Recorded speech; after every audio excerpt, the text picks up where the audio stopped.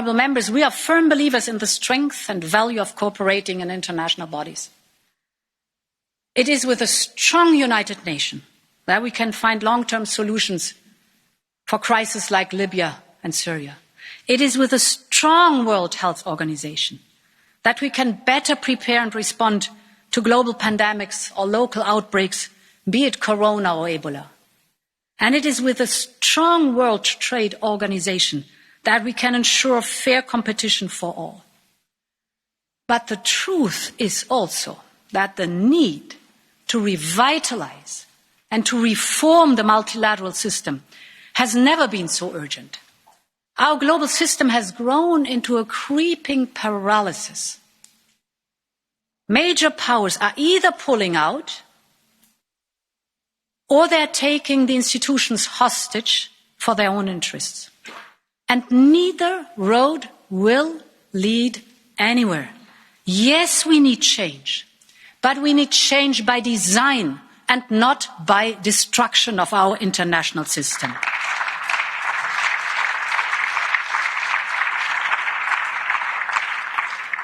And this is why I want the European Union to lead reforms on WHO and WTO so that they are fit for today's world. But we know that multilateral reforms take time, and in the meantime, the world will not stop. Without any doubt, there's a clear need for Europe to take clear positions and quick actions on global affairs. 2 days ago, the latest EU-China leaders meeting took place.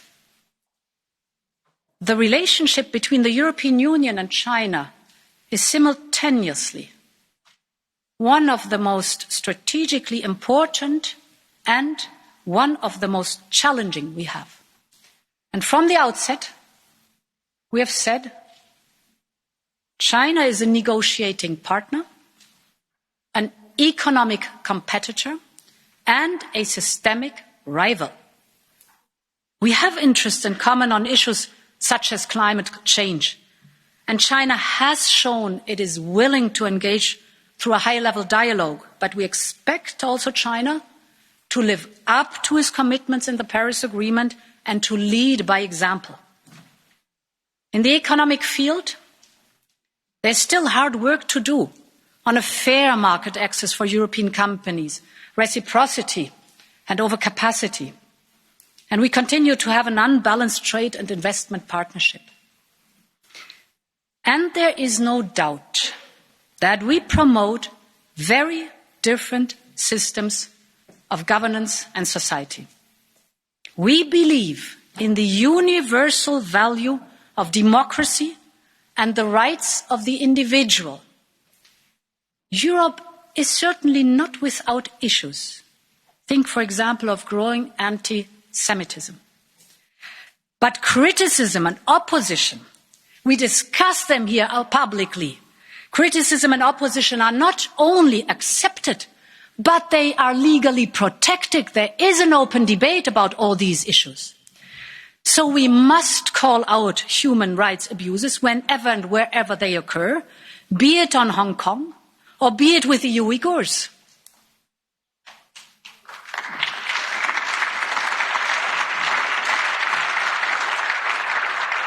But what holds us back? Why are even simple statements on EU values delayed, watered down, or held hostage for other motives? When member states say Europe is too slow, I say be courageous and finally move to qualified majority voting, at least on human rights and sanctions implementation.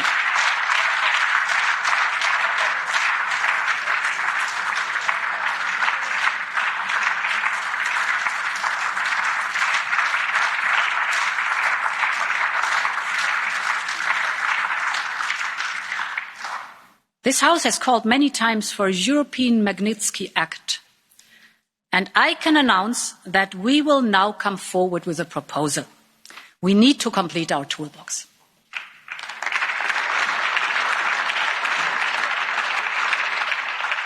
Honourable members, be it in Hong Kong, Moscow or Minsk, Europe must take a clear and swift position.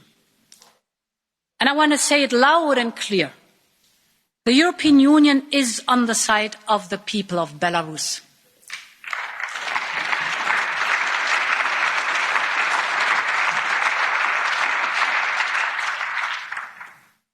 We have all been moved by the immense courage of those peacefully gathering in the Independence Square or taking part in the fearless Women's March. The elections that brought them into the streets were neither free nor fair. And the brutal response by the government ever since has been shameful. The people of Belarus must be free to decide their own future for themselves. They are not pieces on someone else's chessboard.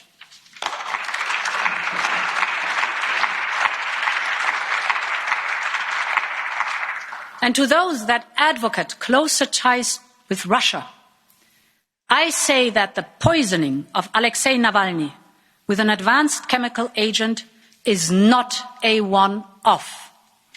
We have seen the pattern in Georgia and in Ukraine, in Syria and Salisbury, and in election meddling around the world. And this pattern is not changing, and no pipeline will change that.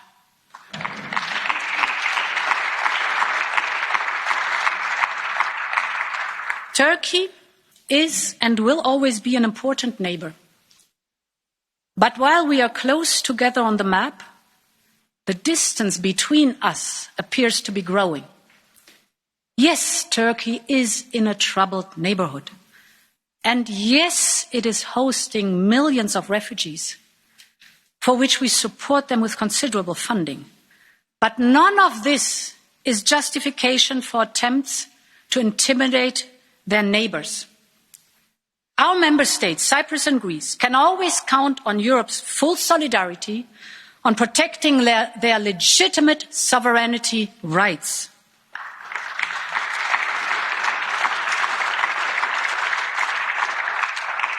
De-escalation in the Eastern Mediterranean is in our mutual interest. The return of exploratory vessels to Turkish ports in the past few days is a positive step in this direction. This is necessary to create the much-needed space for dialogue. Refraining from unilateral actions and resuming talks in good faith is the only path forward, the only path to stability and lasting solutions. Honourable members, as well as responding more assertively to global events, Europe must deepen and refine its partnerships with its friends and allies. And this starts with revitalising our most enduring partnerships.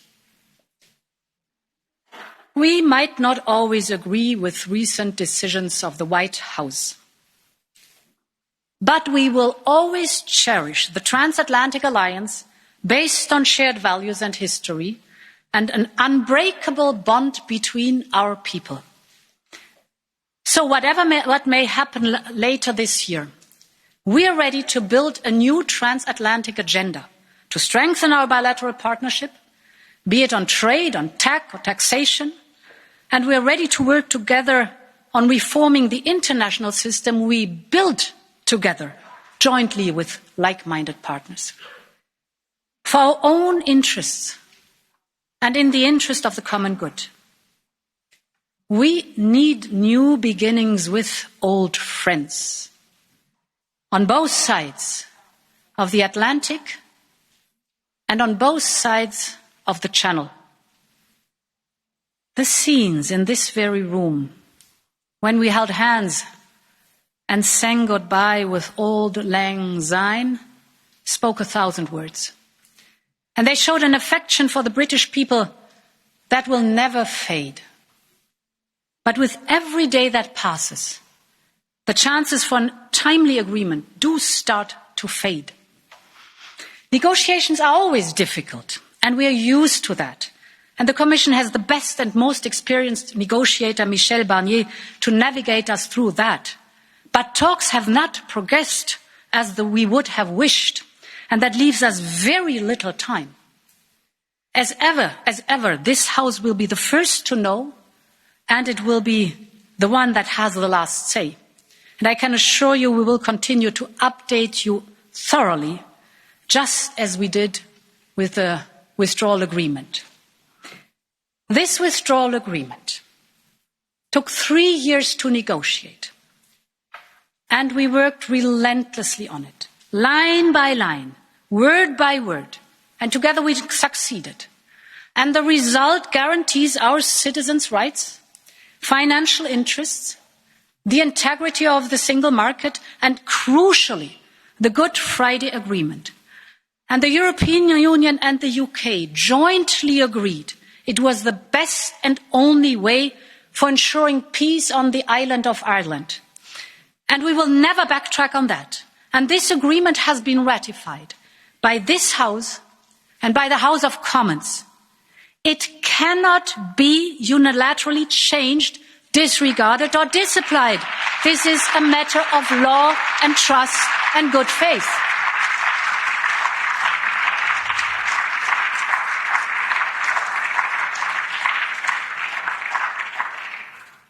And that is not just me saying it. I remind you of the words of Margaret Thatcher. I quote, "Britain does not break treaties. It would be bad for Britain, bad for relations with the rest of the world, and bad for any future treaty on trade." End of quote. This was true then, and this is true today.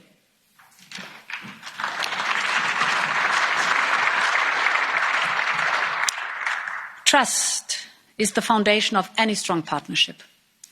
And Europe will always be ready to build strong partnerships with our closest neighbours. This starts with the Western Balkans. The decision 6 months ago to open accession negotiations with Albania and North Macedonia was truly historical. Indeed, the future of the whole region lies in the European Union. We share the same history. We share the same destiny. The Western Balkans are part of Europe, and they are not just a stopover on the Silk Road. We will soon present an economic recovery package for the Western Balkans, focusing on a number of regional investment initiatives. And we will be there for the Eastern Partnership countries and our partners in the Southern neighbourhood to help create jobs and kickstart their economies.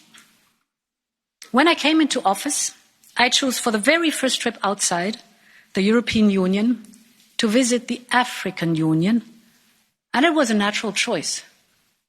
It was a natural choice, and it was a very clear message, because we are not just neighbours, but we are natural partners. 3 months later, I returned with my entire college to set out the priorities for our new strategy with Africa. It is a partnership of equals, where both sides share opportunities and responsibilities.